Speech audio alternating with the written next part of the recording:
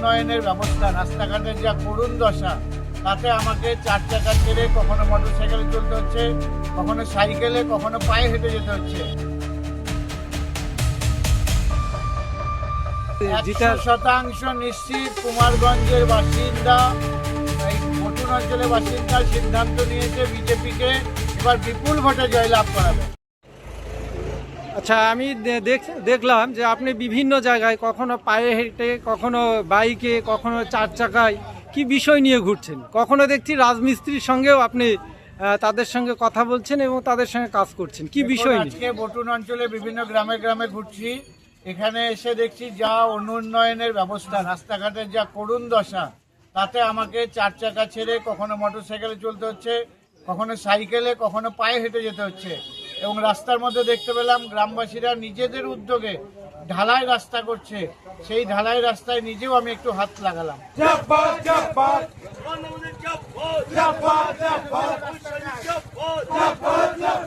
BJP সরকার, BJP সরকার বলে যায় কত ভোটে ভোট চাই, দেশে বিল আসছে দিন, কত ভোটে ভোট চাই, দেশে বিল,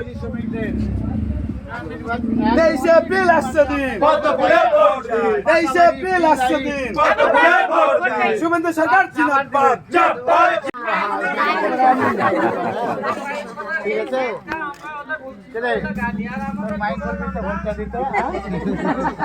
ঠিক আছে, আমার ভিতরে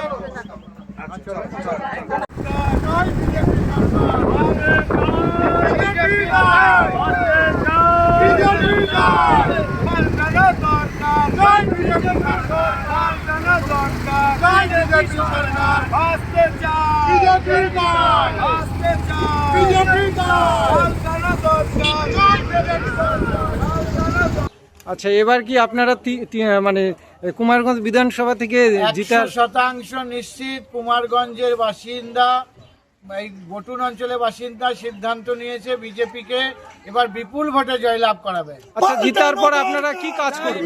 ভারতীয় জনতা পার্টি যেটা কথা বলে সেটা করে দেখায়। নরেন্দ্র মোদী আমাদের গ্যারান্টার।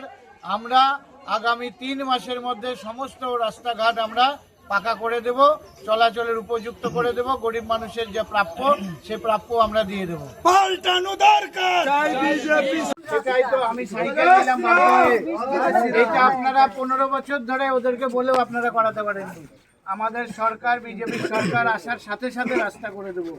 নরেন্দ্র মোদী প্রচুর টাকা দেয় এদের, সমস্ত টাকা পকেটে ঢুকায় এরা, কোনো উন্নয়নের কাজ করে না। স্বাস্থ্য কেন্দ্রটার কি অবস্থা, অনেক কষ্ট করে দুজন পেলাম মাসি, সেই জন্যই বাধ্য হয়ে সাইকেল চালাচ্ছি। আমি 4 চাকা নিয়ে এসেছি, চালাতে পারলাম না, মোটর সাইকেল চালাতে পারলাম না। ওরা বলছে দাদা আপনি সাইকেল চালান, আমি সাইকেল চালাই, আমি প্রচার করছি। এতটা তো আর কোনো সাইকেল চালাচ্ছি। চলুন কবিতা, চলুন।